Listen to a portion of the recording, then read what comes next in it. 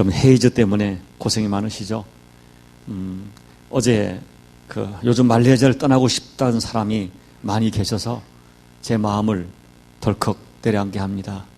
어제 점심을 먹고 있는데 웬 마스크를 쓴 사람이 들어오시는 거예요. 가만히 봤더니 저희 교우 집사님이시더라고요. 그런데 들어오시더니 목사님, 제가 호흡기가 약해서 도저히 견딜 수가 없어 오늘 저녁에 급히 한국을 들어간다고 하시더라고요. 그런데 여러분, 지금 한국에는 또 미세먼지가 난리가 아닙니다. 이번 서울 방문길에 장로님 한 분이 저를 식사를 초대하셔서 그 종로에 있는 그 지하도를 걷는데 공기가 얼마나 탁한지, 그리고 그가 신세계 백화점과 연결되어 있는데요. 그 음식점에서 나오는 그 음식 그 냄새가 빠지지 않아서 정말 견디기가 어려웠습니다. 천만다행으로 저희 교단 총회가 열리는 그 총회 장소가 포천에 있는 오비베어스 타운이라고 하는 그 리조트에서 열렸기 때문에 그 아침 공기가 그나마 얼마나 시원하든지 가슴이 뻥 뚫리는 그런 기분을 경험하고 왔습니다. 그런데 여러분, 이 공기보다 더 우리의 가슴을 답답하게 하는 것이 있는데 그것이 뭡니까? 사람입니다. 사람 때문에 얼마나 가슴이 답답하고 가슴이 막히는지, 그런 일이 많은지 모릅니다. 여러분, 지금 사람 때문에 사람들이 너무너무 견디기 힘들어합니다.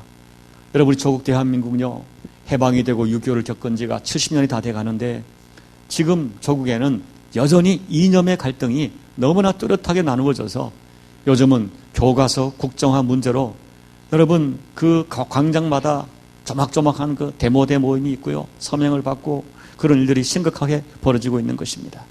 그리고 만나는 교우마다 자녀들의 학업의 문제, 진로 문제, 재정의 문제로 가슴앓이를 하고 있습니다. 그런데 여러분, 목사인 제가 정말 가슴 아픈 것은 조국 교회의 영적인 문제입니다. 여러분, 며칠 전에 우리 조국 교회를 충격으로 몰아간 사건이 이 목사끼리 칼부림을 한 거죠. 그것도 한국 교회를, 그 한 분은, 이 칼을 쓴 사람은 얼마 전까지 대한민국을 대표하는 장자교단이라고 하는 교단의 핵심 자리 총무를 맡았던 목사였습니다. 근데 결국은 그 핵심 자리를 차지하기 위해서 선거를 치르는 과정 속에 수많은 부정, 돈 봉투가 오고 가고 그것이 문제가 되어 우리가 상상할 수 하기 어려운 충격적 사건으로 확산된 것입니다. 사랑하는 여러분, 그것뿐이겠습니까? 직접 칼부림을 하지 않았지만 교단마다, 교회마다 얼마나 많은 갈등이 있는지, 정말 가슴으로 서로가 죽이고 싶은 마음으로 사는 사람이 얼마나 많은지, 야, 이게 교회인가 하는 마음이 들 때가 참 많이 있죠. 여러분이 짐작하고 있는 것보다 훨씬 심각하고 가슴 답답한 일들이 안타깝게도 진리 대신 예수 그리스도를 섬기고 있는 성도들 사이에, 교회와 교단 안에 항상 상존하고 있다는 것입니다. 여러분, 저는 변명 같지만 이렇게 교회 안에서 성도들 사이에 일어나는 이 가슴 답답한 일들을 이렇게 정리해 보았습니다. 첫째, 우리를 가슴 답답하게 만드는 심각한 갈등과 분쟁은 태초의 가정인 아담의 가정에서부터 있어 왔다는 사실입니다. 최초로 이 땅에 태어난 아담의 자녀들이 갈등하고 분노를 이기지 못해 살인을 저질렀다는 이 사실은 죄로 말미암아 타락한 우리 인간 사회에 얼마나 갈등과 분쟁이 보편적이 될지를 증명해주는 단적인 사건이었다고 해석하는 것입니다. 여러분, 그 이후에 성경과 역사의 기록에 의하면 나라와 나라, 민족과 민족, 남자와 여자, 형제와 자매, 이웃과 이웃 사이에 얼마나 많은 갈등과 분쟁이 우리 인간 사회를 가슴 아프게 하는지 모릅니다. 그리고 안타깝지만 하나님을 섬긴다고 말하는 이 교회 공동체, 하나님의 백성의 공동체 역사에도 갈등과 분쟁은 구약에서부터 보편적인 현상으로 기록되어 있다는 사실입니다. 둘째, 정리하고 싶은 것은 그것이 아무리 보편적인 현상이라 하더라도 갈등과 분쟁은 하나님이 기뻐하지 않는 엄연한 죄라는 사실입니다. 어떤 경우도 갈등과 분쟁으로 인한 범죄는 하나님의 뜻이 아닙니다. 그것은 모두 인간의 정욕과 탐심에서 비롯된 범죄일 뿐입니다. 셋째, 그러나 인류의 역사와 교회 공동체의 역사에는 가슴 답답한 사건만 보편적인 것이 아니라 우리의 가슴을 시원하게 한 충성된 사람과 아름다운 사건들도 보편적인 현상이라는 것입니다. 우리의 가슴을 아프게 하고 답답하게 하는 사건과 사람도 많았지만 우리의 가슴을 뻥 뚫리게 하는, 시원하게 하는 사람, 그리고 사건들이 또한 너무도 많다는 사실입니다. 그리고 하나님의 역사는 바로 그런 사람들을 통하여 이어져 오고 있다는 것이 진실입니다. 그래서 하나님은 시대마다, 가정마다, 교회마다 그렇게 하나님과 사람들의 가슴을 시원하게 하는 사람들을 인하여 기뻐하시고 그들을 통하여 하나님의 구원의 역사를 이어져 가고 계시다는 사실입니다. 여러분, 오늘 본문 고린도후전서, 바울 사도께서 에베소에 머물면서 떠나온 고린도 교회를 생각하며 쓴 편지가 고린도 전후서입니다. 우리가 아는 대로 이 고린도 교회는 바울이 세웠지만 바울이 떠난 이후에 얼마나 가슴 아픈 문제들이 많이 발생했는지 모릅니다. 신령해야 할 교회 안에 당파 문제, 음행의 문제, 교인 간의 소송, 우상 제물, 은사의 남용, 부활 논쟁 등등 사사건건 갈등했습니다. 심지어 이 교회를 세운 사도 바울의 사도권을 부정하는 사람들도 교회 안에 생기게 되었습니다. 여러분, 이 교회 갈등이 얼마나 심각했던지 바울을 이어서 고린도 교회를 목회하던 아볼로가 그만 더 이상 목회를 못하겠다고 선언하고 에베소로 도망쳐온 것입니다. 우리 성경을 보면 아볼로는 탁월한 설교가였습니다. 그런데도 고린도 교회를 목회를 못하겠다고 하는 것입니다. 바울이 돌아가기를 여러 번 권면했지만 지금은 갈 뜻이 전혀 없다고 주저앉은 것입니다. 바로 그 내용이 오늘 16장 12절에 나와 있죠. 형제 아볼로에 관하여 너희에게 형제들과 함께 너희에게 가라고 내가 많이 권하였으되 지금은 갈 뜻이 전혀 없으나 기회가 있으면 가리라. 여러분, 이 탁월한 목회자였던 설교자였던 이 아볼로가 견디지 못하고 돌아온 것입니다. 그래서 할 수 없이 차선책으로 디모데를 보내기로 한 것입니다. 그 내용이 10절 말씀이죠. 그런데 여러분, 디모데는 더 심각한 문제가 있는 것입니다. 왜냐하면 디모데는 일단 이 정서상 이 마음이 아주 연약해서 울기를 잘하는 울보 목사예요. 그리고 나이가 너무 어렸습니다. 나이가 어리다는 말은 경험이 부족하다는 것이죠. 여러분 생각해 보세요. 그렇게 탁월하게 설교하던 아볼로도 견디지 못했던 이 고린도 교회를 그렇게 마음이 연약하고 나이도 어리고 경험이 부족한 디모데가 어떻게 그 교회를 감당하겠어요? 그래서 바울이 생각한 것이 뭐냐 하면 바로 탁월한 평신도 지도자 한 사람을 함께 보내는 것입니다. 그 사람이 바로 오늘 본문에 등장하는 스데바나입니다. 그렇게 바울이 믿고 파송하는 스데바나, 그는 어떤 사람인가? 이 스데바나는 고린도 교인들로 잘 알고 있는 사람이었습니다. 우리가 15절을 보니까 스데바나의 집은 아가야의 첫 열매라고 소개하고 있습니다. 학자들은 사도행전 17장 말씀에 근거해서 스데바나가 바울이 아덴에서 복음을 전했을 때 예수를 영접했을 것으로 추측합니다. 그리고 스데바나는 바울에게 직접 세례를 받은 사람입니다. 그리고 나서 아가야에 돌아와서 가족들에게 복음을 전해서 모든 가족이 다 예수를 믿는 아가야 지방의 첫 믿음의 가문이 된 것입니다. 이 아가야 지방에서 가장 먼저 예수 믿는 집안이 된 것이죠. 여기 집이라고 쓴 단어는 그냥 가족뿐이 아니라 그 집안의 종들, 노예까지 포함하는 말로 쓰였습니다. 그러니까 온 식구와 그 집에 일하는 모든 종들이 다 예수를 영접한 것입니다. 그런데 이 아가야 지방의 중심 도시가 고린도였기 때문에 고린도 사람들은 이 스데바나 집안을 너무 잘 알고 있었습니다. 그런데 고린도 교인들이 이 스데바나를 잘 알고 있는 진짜 이유가 있습니다. 그것은 무슨 내용인지 모르지만 스데바나는 고린도 교인들의 마음을 시원하게 해준 그런 사람이었습니다. 우리가 18절 읽어보면 나와 너희 마음을 시원하게 했다. 나와 너희 마음을 시원하게 했다. 여기 시원하게 했다는 뜻은, 헬라어의 뜻은 이거예요. 쉼을 주다. 힘을 주다. 원기를 돋아주다. 그래서 뭔지는 모르지만 스데바나를 통하여 바울도 그랬고 고린도 교인들도 새 힘을 얻고 위로를 받고 원기를 회복하고 그런 일을 했어요. 뭔지는 모르지만 고린도 교인들이 다 인정할 정도로 바울과 고린도 교인들의 마음을 시원하게 해주었습니다. 여러분, 모든 사람이 인정할 정도면 아마 그 일은 작은 일이 아닐 것입니다. 그리고 한두 번 한 것이 아닐 것입니다.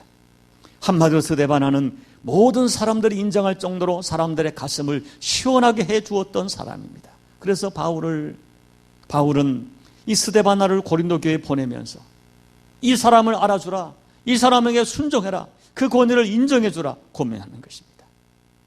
사랑하는 교회 여러분, 잠언서 25장 13절을 보면 충성된 사자는 그를 보낸 이에게 마치 추수하는 날의 얼음 냉수 같아서 능히 그 주인의 마음을 시원하게 하느니라. 충성된 사자는 그 뜨거운 여름에 추수할 때에 마시는 한 잔의 냉수처럼 그 주인의 마음을 시원하게 하는 사람이라는 거죠. 충성된 사람은 그 주인의 마음을 시원하게 하는 거예요. 여러분, 그 사람을 생각만 해도 힘이 답니다. 그 사람의 곁에만 있어줘도 위로가 됩니다. 그리고 누구에게 소개할 때마다 이 사람요, 내게 힘이 되는 사람이에요. 나는 이 사람 때문에 살아요. 이 사람은 내 마음을 너무너무 시원하게 해주었음이라고 소개할 수 있는 그 사람이 진짜 충성된 사람일 거죠. 여러분, 성경을 배운 하나님께서는 이런 사람들을 통하여 하나님의 역사를 이어가시는데요, 놀라운 것은요, 하나님께 충성된 사람은 반드시 사람에게도 충성된 사람이더라 하는 것입니다. 하나님의 마음을 시원케 했던 사람들은 반드시 사람들의 마음도 시원하게 했다는 사실입니다.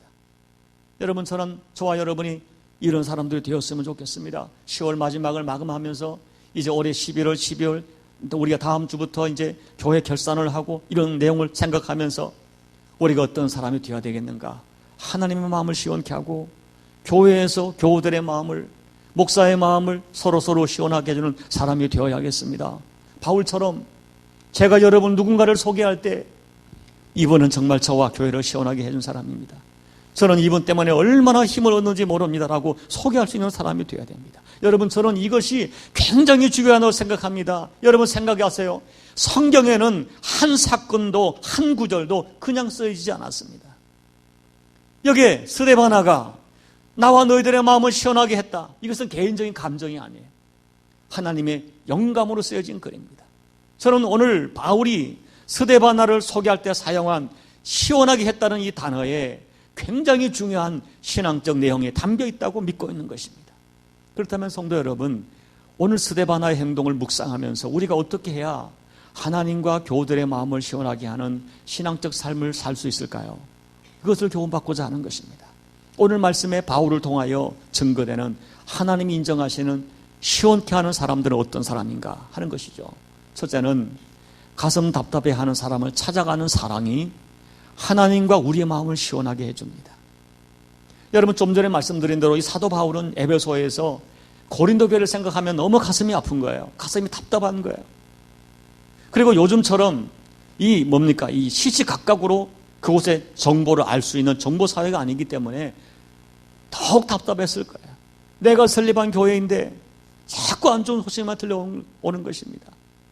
설상가상으로 자기 후임으로 세워놓았던 목회자가 도저히 사역을 못하겠다고 도망쳐온 것입니다.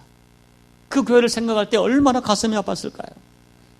그런데 그렇게 답답한 가슴으로 있는 이 바울에게 스데바나를 비롯한 세 사람이 바울을 찾아온 것입니다. 그리고 고린도 교회에 대하여 긍정적인 소식과 함께 바울이 필요로 하는 것들을 가지고 방문한 것입니다.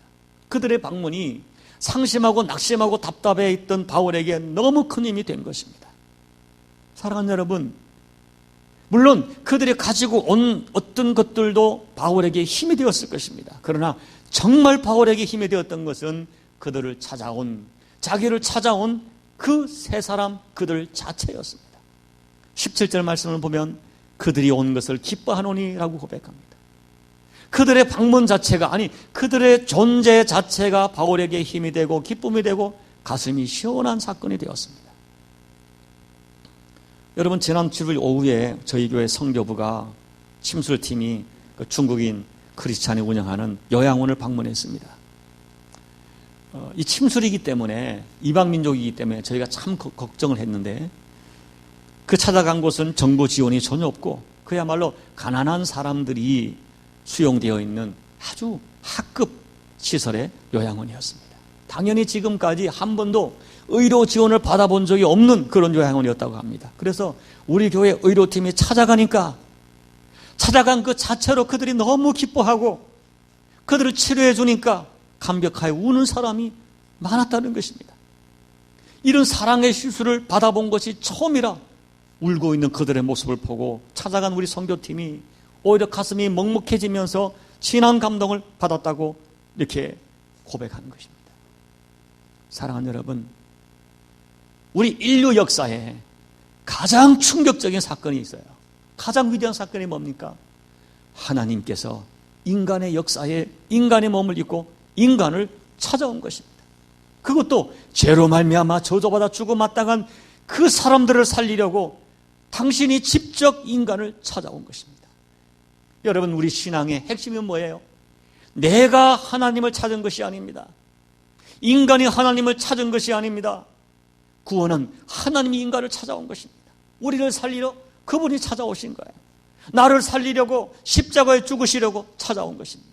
여러분, 여러분의 구원적 사건을 곰곰이 생각해 보세요. 내가 언제 예수님을 만났던가 생각해 보니까 내가 교회를 찾아온 것이 아니었습니다. 내가 하나님을 찾은 것이 아니었습니다. 물론 행동적으로는 내가 교회를 찾아왔지만 곰곰이 생각해 보니까 그 어느 날 하나님이 나의 마음을 감동하신 거예요. 하나님이 나를 찾아오신 거예요. 나를 찾아오셔서 예수가 믿어지게 하시고 나를 찾아오셔서 예수님을 영접하게 하시고 결국 나를 살리고 나를 하나님의 자녀 삼아주신 것입니다. 여러분, 기독교의 위대한 진리는 찾아가는 사랑입니다. 찾아가는 사랑이 우리들에게 감동을 주는 거예요. 여러분, 사람을 찾아가는 것이 사랑의 첫 번째 행위입니다. 찾아가서 주의 이름으로 위로해주고 할 수 있으면 저들의 필요를 도와주는 것입니다. 여러분, 사람이 찾아오는 것은 기쁜 일이죠. 살아가면서 여러분 마음을 열고 다른 사람을 찾아갈 수 있는 것 성숙한 행위입니다. 또한 찾아오는 사람을 진정으로 받아들이고 기쁨으로 맞이하는 것 성숙한 사랑입니다. 바울은 이 세 사람의 방문을 너무 기뻐했습니다. 그들의 방문이 나에게 힘이 되고 내 마음을 시원하게 만들어줬다고 고백합니다. 여러분, 어리석은 사람이 어떤 사람입니까? 늘 생각만 하는 거예요. 계획만 넣는 거예요. 언젠가 말씀드렸죠. 우리 옛날에 방학만 되면 그 일을 방학 계획표처럼 동그라미 그려서 시간표 정해서 계획만 하는 거예요. 계획만 하고 방학을 끝내는 것입니다. 생각만 하고 의견만 내놓고 의견을 주장하지만 행동하지 않는 인생, 아무런 결실이 없는 껍데기 인생, 껍데기 신앙입니다. 여러분, 부디 생각만 하지 마시기 바랍니다. 논쟁만 하고 비판만 하고 앉아있는 부끄러운 사람이 돼서는 안 되는 것입니다. 주님이 누군가를 생각나게 하면 찾아가야 돼요. 주님이 누군가에게 감동을 주시는 마음이 있다면 즉시 찾아가야 됩니다. 찾아가 위로하고 격려해 주셔야 됩니다. 두 번째는 성도들을 섬기는 일을 작정하는 사람이 하나님과 교회를 시원하게 하는 사람입니다. 15절이죠. 여러분, 스데바나와 그 가정은 예수를 영접한 이후에 아마 그들의 인생의 목표와 가정의 목표가 바뀐 것입니다. 어쩌면 그들도 예수 믿기 전에는 어찌하든지 이 땅에서 잘 살아보자, 좀 더 넓은 집을 구하자, 부자가 되자, 돈 벌어보자, 이것이 목표였을 것입니다. 그러나 예수를 만나고 보니까 온 식구가 변하기 시작한 거예요. 그것이 뭐냐? 우리의 남은 인생을 하나님과 교회 공동체를 섬기는 일로 가운을 바꾼 것입니다. 목표를 바꾼 거예요. 여러분, 이것은 누가 가르쳐 준 것이 아닙니다. 누가 강요한 것이 아닙니다. 내 마음에 예수님이 들어오시니까, 성령이 역사하니까 그 마음에 순종한 거예요. 과거는 육신적인 인생이 내 인생의 전부였지만은 이제는 신령한 인생의 목표가 생긴 것입니다. 여러분, 우리는 잘 알고 있습니다. 우리 예수님이 이 땅에 오신 목적이 뭡니까? 마가복음 10장 45절, 인자가 온 것은 섬김을 받으려 함이 아니라 도리어 섬기려 하고 자기 목숨을 많은 사람의 대속물로 주려 함이니라. 여러분, 예수님은 섬기러 오셨습니다. 섬기되 자기 목숨을 우리를 위하여 주기까지 섬겼습니다. 이 예수님을 스데바나가 만난 것입니다.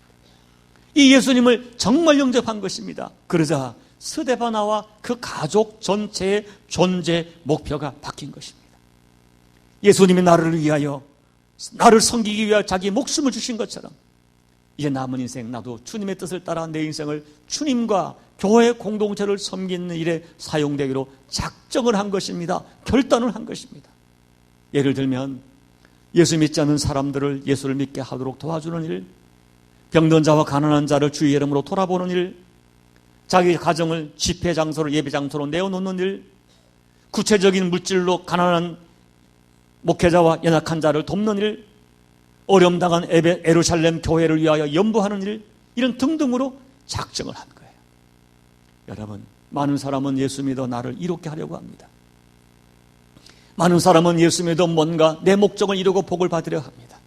그러나 진짜 신앙은 내가 믿는 예수님처럼 하나님과 교회 공동체를 섬기기로 작정하는 것입니다.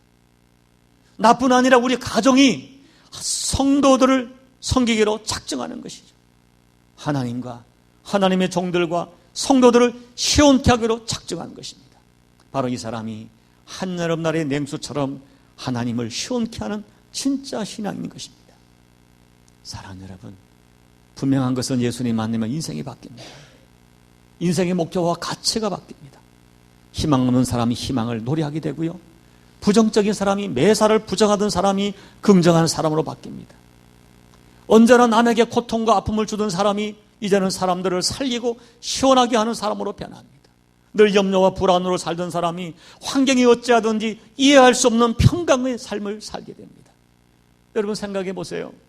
귀신이 들도 사람이 바뀌는데 어찌 예수 만난 사람이 바뀌지 않겠습니까? 예수님 때문에 섬기기로 작정하는 사람, 그 사람이 되어야 됩니다. 예수님처럼, 스데바나처럼 하나님과 교회를 시원케 하는 섬김을 일부러 작정하는 그런 사람이 되어야 됩니다. 세 번째, 부족한 것을, 누군가의 부족한 것을 구체적으로 보충해 줌으로 하나님과 교회를 시원케 하는 인생을 살게 됩니다. 17절 말씀이죠. 바울은 스데바나와의 만남을 너무 기뻐했습니다. 왜 그렇습니까? 특별히 고린도 교인들의 부족한 것을 보충해 주었기 때문이다. 여러분, 이 본문을 보면, 우리 17절 보면, 내가 스데바나와 부두 나오더와 아가이오가 온 것을 기뻐하느니 그 다음 그들이 너희의 부족한 것을 채웠음이라 하는 거죠. 여기에 너희의 부족한 것이라는 개념을 잘 해석하면 이런 거예요. 고린도 교인들에게 부족한 것, 이런 개념입니다. 고린도 교인들의 부족한 것을 이 세 사람이 채워주었습니다. 고린도 교인들의 부족한 것이 무엇일까? 그들의 믿음일 수 있습니다. 사랑일 수 있습니다. 고린도 교인들은 은사도 많았고 지식도 많았지만은, 그리고 실제적으로 그들은 굉장히 섬기는 일에 인색했습니다. 그래서 고린도 교인 성도들은 사랑도 부족했고, 구제도 부족했고, 봉사도 부족했고, 섬김도 부족했고, 헌신도 부족했습니다. 그런데 그 고린도 교인들의 부족한 것들을 보충하기 위하여 세 사람이 바울을 찾아온 것입니다. 여러분, 그들이 무엇을 가지고 왔는지, 바울에게 필요한 옷을 가져왔는지, 음식을 가져왔는지, 책을 가지고 왔는지 우리는 알 수 없지만, 분명한 것은 고린도 교회 성도들이 하지 못한 것을 스데바나와 그 친구들이 채워주었습니다. 스데바나는 고린도 교인들에게 부족한 것을 구체적으로 보충하여 주므로 목회자인 바울과 고린도 교인들의 마음을 시원하게 해주었던 성숙한 사람들이었습니다. 사랑하는 여러분, 이것을 생각해야 됩니다. 우리 모두가 약점이 있습니다. 부족한 점이 있습니다. 그런데 여러분, 교회에 두 종류의 사람이 있는 것 같아요. 교회 보면요, 나의 약점과 부족한 것을 들추어내어 비판하고 정죄하는 사람이 있습니다. 내 그 약점 때문에 나를 무시하는 사람이 있습니다. 내 약점과 부족한 것으로 내 등급을 매기는 사람이 있습니다. 그런데 교회 어떤 사람은요, 내가 연약하고 부족함에도 나를 무시하지 않고 오히려 그 부족함으로 나를 감싸주고 격려하고 도와주는 사람이 있습니다. 여러분, 간혹 어떤 사람은 교회 나가기 싫다고 그래요. 그 교회는 안 가겠다고 그렇습니다. 왜 그러냐 하면 그 교회 툭하면 나를 정죄하고 비난하고 나의 부족함을 꼬집어 상처 주는 사람이 있다는 것입니다. 상대방의 약점을 들춰내고 수군거리고 그 약점과 부족함을 가지고 그 사람의 등급을 매기며 정죄하는 사람이 있습니다. 그 사람이야말로 하나님과 우리 가슴을 답답하게 하는 사람이죠. 여러분, 우리는 어떤 사람이 되어야 합니까? 남의 부족을 채워주는 사람이 되어야 됩니다. 부부가 뭡니까? 서로의 부족을 보충하도록 주께서 맺어주신 영적 섬김입니다. 여러분, 가정과 교회와 직장에서 누군가의 부족한 부분이 보이면 하나님께서 그 부족한 부분을 도와주라고 나에게 보내주었거나 생각하면 틀림없고 정답이 되는 것입니다. 여러분, 목회자에게 부족한 점이 보이면 그것을 정죄할 것이 아니라 내가 살피고 채워주어 그 마음을 시원케 해줘야 됩니다. 성도들 간에 부족한 점이 보이면 덮어주고, 행여나 그것을 누가 알까 감싸주고, 내가 할 수 있다면 보충해주는 그 마음이 주님이 기뻐하는 마음이 되는 것입니다. 작은 것도 서로가 격려해주고 부족한 것을 채워주는 위로자가 주님이 기뻐하는 모습인 것입니다. 주님이 우리를 볼 때, 야, 너를 보니 참 마음이 기쁘다. 주님이 감탄할 사람은 누구이겠습니까?